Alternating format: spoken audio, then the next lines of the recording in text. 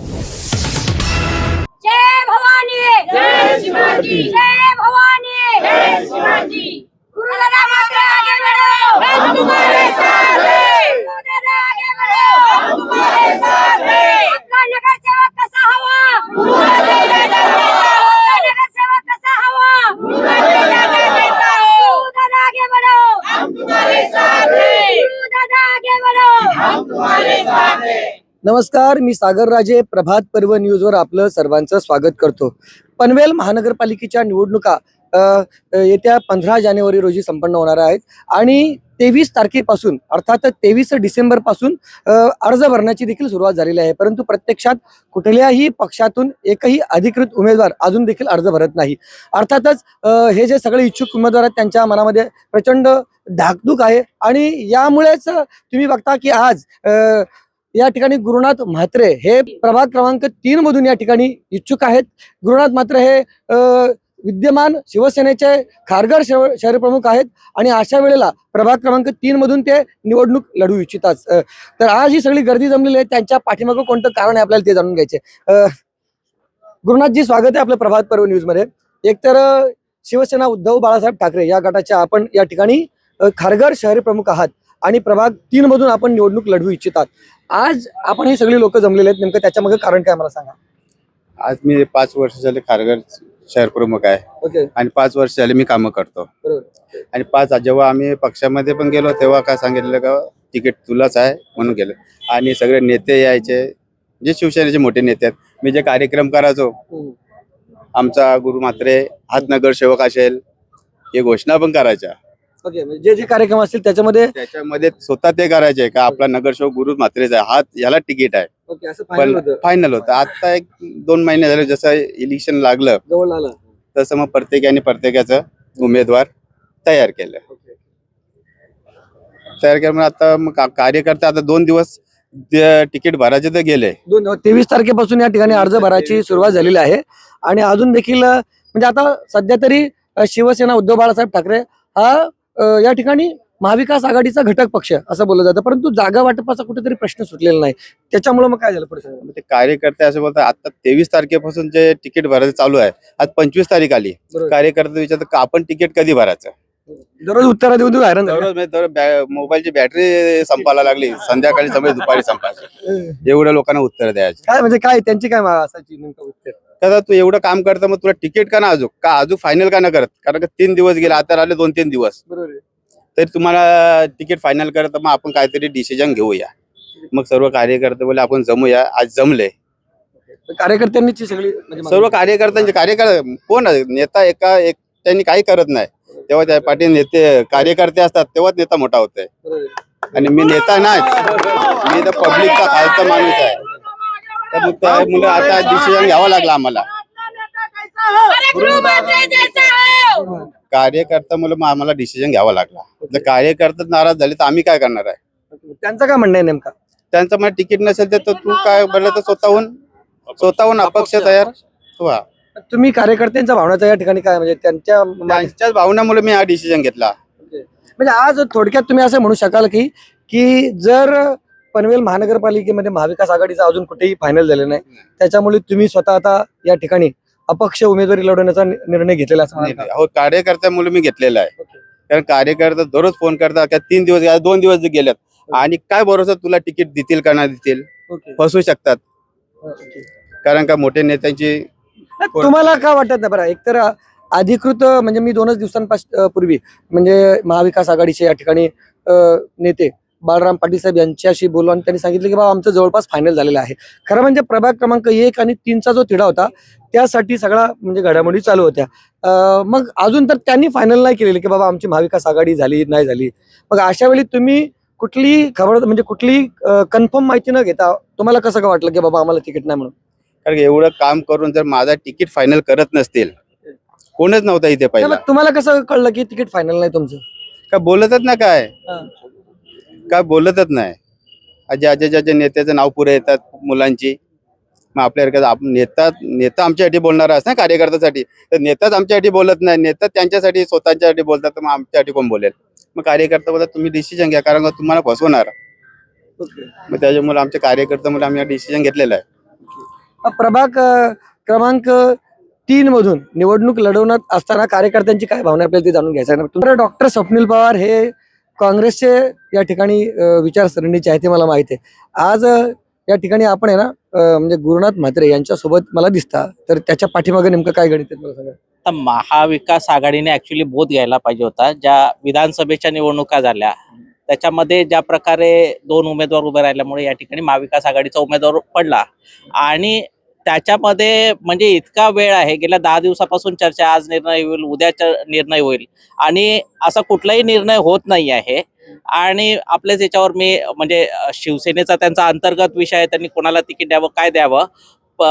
आपल्याच चॅनलवर मी बघितलं होतं की काही लोकांनी तिथे येऊन सांगितलं की आमचं तिकीट फायनल झालेलं आहे, परंतु कोणी जनतेमध्ये सर्वे केलेला नाही आहे. शिवसेनेच्या माध्यमातून गुरु म्हात्रे असतील या ठिकाणी उत्कृष्ट काम करतात आणि त्यांच्या इथलच्या प्रभाग 3 मधल्या जनतेचा सपोर्ट आहे आणि ते नगरसेवक व्हावं असं इथलच्या लोकांची इच्छा आहे. त्यांचा तरी जो अंतर्गत प्रश्न असला, पण मी काँग्रेसतर्फे नाही, काँग्रेसचा असून सुद्धा आम्हाला असं वाटतं की बाबा गुरु म्हात्रे सारखे लोक या ठिकाणी, जे युवा लोक आहेत, जे काम करतात, रात्री 12-12 वाजता रात्री कोणाचं काही काम असेल तर त्या ठिकाणी ते जाऊन अटेंड करतात, तर अशा लोकांना पक्षाने, त्यांच्या पक्षाने संधी द्यायला पाहिजे.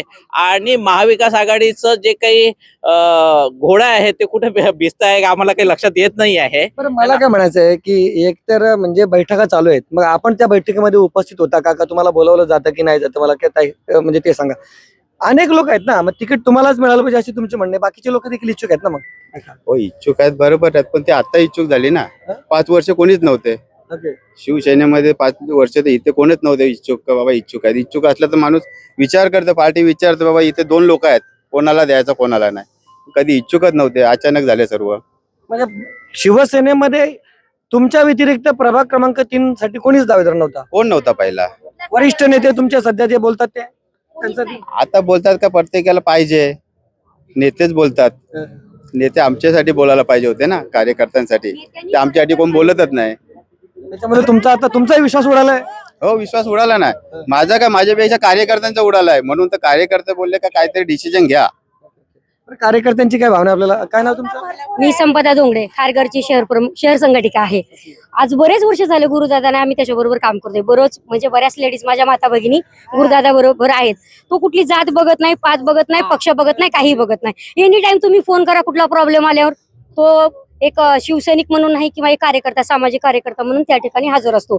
पण कसं होतं माहितीये का, की जो झटतोय, जो काम करतोय समाजासाठी, जो समाजासाठी झटतोय, तो बाजूलाच राहतोय. आणि ऐन टायमाला कपाटातल्या साड्या कशा बाहेर येतात तशा ऐन टायमाला मोठ्या मोठ्या कार्यकर्त्याच्या, माझा चुलता, माझा पुतण्या, माझी बहीण, माझी भाऊजे. अरे हे काय, अरे जो काम करतोय त्याला द्या, हा जो झटतोय त्याला द्या. म्हणून आतापर्यंत बऱ्याच बैठका झाल्यात. शहर संघटिका म्हणून मी आणि गुरुदादा आम्ही नेहमी बैठकीला असतो. पण ह्यांचा महाविकास आघाडीचं ते घोडं कुठं अडकलंय का तेच आम्हाला समजत नाही.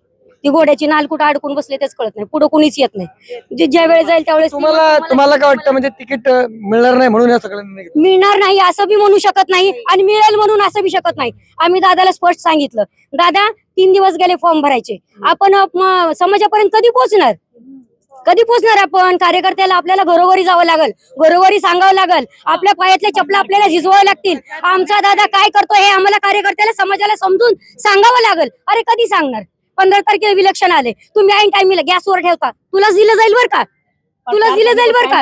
अरे कधी देणार? प्रचार कधी करणार? तुम्ही कधी हे बी फॉर्म त्याला देणार? आम्ही कधी भरणार आणि आम्ही कधी निवडणुकीची तयारी करणार? त्यासाठी आम्ही गुरुनाथ म्हात्रेला दादाला सांगितलं, दादा आम्ही सगळे कार्यकर्ते तुझ्या पाठीशी उभे आहेत, अपक्ष फॉर्म भर. मी बाळासाहेबाची रणरागिणी, सर्वांना जय महाराष्ट्र. आम्हाला ना कुठला पक्ष, आम्ही लढणार फक्त अपक्ष. मी काय म्हणते, हे दादा आमचे रात्र झालं की दिवस ते सर्व, मी हिंदीत सांगू का? चालेल. हमारे गुरु दादा ना रात हो या दिन हमेशा लोगों के लिए हाजिर रहते हैं. कोरोना के टाइम में ये बंदे ने इतना अच्छा काम किया और ना जात देखता है ना धर्म. हमारे यहाँ पर वो था मुसलमानों का इज्तिमा, पूरा कितने लाख लोगों का चाय नाश्ता ये बंदे ने किया.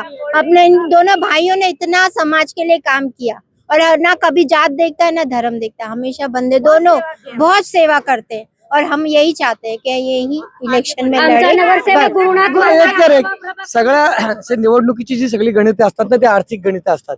तुम्हाला माहिती आहे कोण किती मजबूत, म्हणजे मी तर आता पक्षातले म्हणजे ज्या बऱ्याच पक्षामध्ये मुलाखती झाल्या त्याच्यामध्ये पहिले प्रश्न असायचे बाबा काय आर्थिक कुवत वगैरे या सगळ्या गोष्टी अशा विचाराधीन म्हणजे घेतल्या जातात, त्याच्यानंतरच तिकीट वाटप. असं तुम्हाला कुठली अडचण आली का नेमका? ना अजूनपर्यंत मला कुठल्या पक्षाने विचारलं नाही. फक्त तुझी तयारी आहे तर माझी तयारी आहे.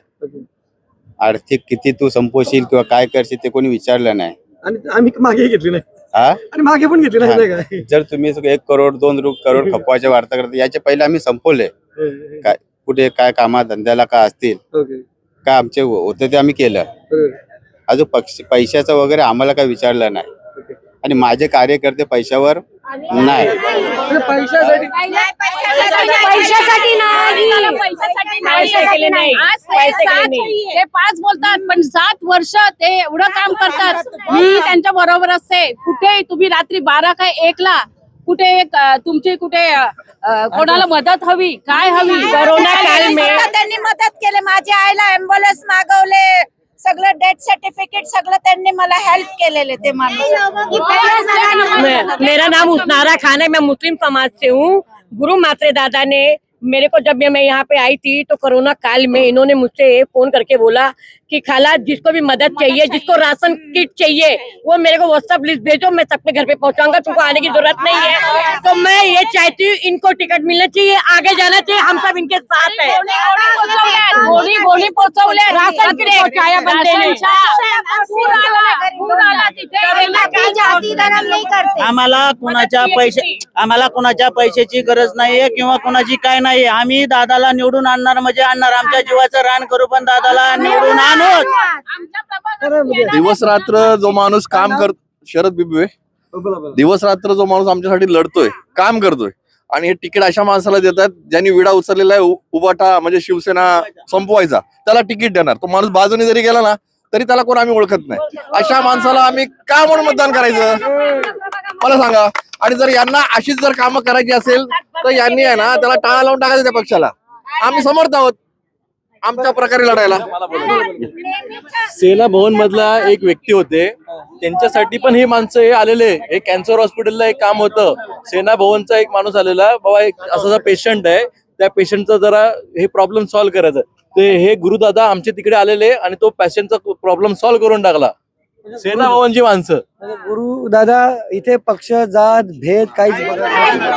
200 लोकांचं ब्लड डोनेशन कॅम्प वगैरे सगळं केलेलं आहे टाटा हॉस्पिटल. ही गुरुदादा ही बोलतात ना ते की तुम्ही करोड आणि पैसे वाटणार. ते गुरुदादांनी मन एवढ्या जणांना वाटलं ना की पैशाची गरज नाही, प्रेमाची गरज. आम्ही प्रेमाच्या ओढीने आलोय. ते रात्री 2 वाजता आम्ही पण स्वतः आम्हाला शिवसैनिक आहे. स्वतःहून येतो. स्वतः शिवसैनिक आहे मी. आम्ही स्वतः इथे आलो, यांच्यासाठी आलो. फक्त चेहरा त्यांचा असा आहे की आम्ही येतो. कारण हे बस. मिनिटाला धावत सुटणारे माणूस आहे. कधी फोन करा तुम्ही. आणि ते पक्ष बघत नाही साहेब, कोणाचा पक्ष बघत नाही. ते व्यक्तीसाठी सगळं येतं. कैलास दादा म्हात्रे आणि गुरुदादा म्हात्रे हे 2 व्यक्ती 2 भाऊ असे आहेत की एक कॉल प्रॉब्लेम सॉल्व. बरं ठीक आहे. म्हणजे खूप वेळ चर्चा झालेली आहे. म्हणजे गुरुदादांच्या प्रती असलेलं त्यांच्या समर्थकांचं प्रेम किंवा भावना या ठिकाणी स्पष्ट झालेल्या आहेत. वरिष्ठ नेत्यांनी त्यांचा का विचार केला नाही. सब साथ में है. गुरु दादा आगे बढ़ो.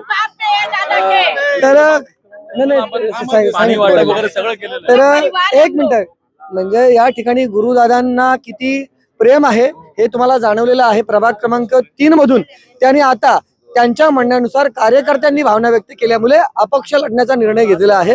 अर्थातच प्रभाग क्रमांक 3 मधील हे राजकीय गणित खूप मोठं आहे. त्याच्यामध्ये कोण कोण दावेदार आहे ते मी तुम्हाला सांगायला नको, परंतु या दावेदारांमध्ये एवढी प्रचंड लोक जर एका हाकेमध्ये त्यांच्या सोबत जोडत असतील तर निश्चितच ही गोष्ट देखील तेवढीच महत्वाची आहे आणि पक्षाने त्याची दखल घेतली पाहिजे होती, अशीच भावना या ठिकाणी कार्यकर्त्यांनी व्यक्त केलेली आहे. तुम्हाला काय वाटतं, प्रभाग क्रमांक 3 मधून जर गुरुनाथ म्हात्रे यांना तिकीट मिळत नसेल अशी त्यांनी भावना व्यक्त केली, खरोखरच त्यांनी अपक्ष ही निवडणूक लढवावी का?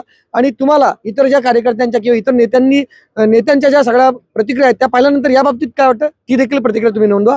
व्हिडिओ जर्नलिस्ट यासिन खानसह सागर राजे, प्रभात पर्व न्यूज करता खारघर. धन्यवाद.